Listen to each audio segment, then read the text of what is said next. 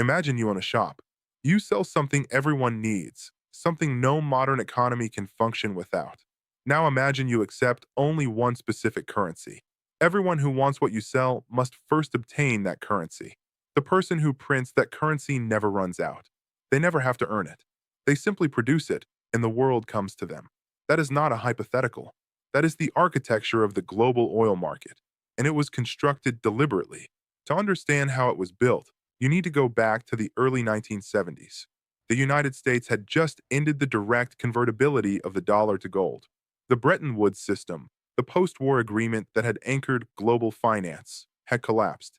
The dollar lost its guaranteed foundation. Inflation was rising. Foreign governments were nervous. American financial credibility was in question. At that moment, the Nixon administration needed a new way to anchor the dollar's global role. The answer came not from Wall Street or from the Federal Reserve. It came from the desert. Henry Kissinger, then Secretary of State, negotiated a series of agreements with Saudi Arabia, the world's largest oil exporter and the dominant force inside OPEC. The terms were straightforward. The United States would provide military protection and weapons to the Saudi government. In exchange, Saudi Arabia would price its oil exclusively in US dollars and would reinvest its oil revenues, called petrodollars, into US Treasury bonds. Other OPEC nations followed. The petrodollar system was operational. The consequences were structural and immediate. Because oil, the single commodity that every industrial economy requires, was denominated in dollars, every nation on Earth needed a permanent reserve of US currency. To buy energy, you needed dollars. To hold dollars, you bought American debt. American debt financed American government spending. The cycle was self-reinforcing, and it ran for decades. This gave the United States something no other country possessed: the ability to run persistent trade deficits without financial collapse. A normal country that spends more than it earns faces currency devaluation, rising interest rates, and eventually, a crisis. The United States faced none of those consequences at the same scale, because the world's demand for dollars was structurally guaranteed. Oil made the dollar indispensable. What is changing now is not dramatic. It is quiet, and that is what makes it significant. China has been settling oil trades with Saudi Arabia and Russia in Chinese yuan. India has purchased Russian crude in rupees.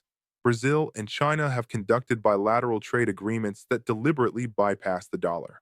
The Shanghai International Energy Exchange has introduced yuan-denominated oil futures contracts. None of these moves, individually, destabilizes the system. Together, over time, they represent the first sustained effort in 50 years to build infrastructure that does not require the dollar at its center. The consequences of a genuine shift would not resemble a financial crash. They would be slower, and in some ways more serious. If global oil demand for dollars declines, the structural buying pressure on U.S. Treasury bonds declines with it. That means higher borrowing costs for the American government. It means reduced ability to finance deficits at low interest rates. It means the dollar's purchasing power faces a pressure it has not faced before, not from a competing currency, but from the simple absence of captive demand. No country has yet found a credible replacement. The euro was once considered a candidate and quietly faded. The yuan carries capital controls that limit its usability. Gold is discussed in theory and avoided in practice. A multipolar reserve system, where several currencies share the role, is possible, but historically rare and structurally unstable. What the world is navigating now is not a revolution. It is an erosion, slow, technical, and almost invisible to the casual observer, but visible to the governments and central banks that manage it in real time. The arrangement made in private 50 years ago gave one country a financial advantage that shaped the modern world. The process of unwinding it may take another 50 years, or it may not unwind at all. But the conversation has started, and once a structural assumption about money begins to be questioned at scale, the questioning rarely stops.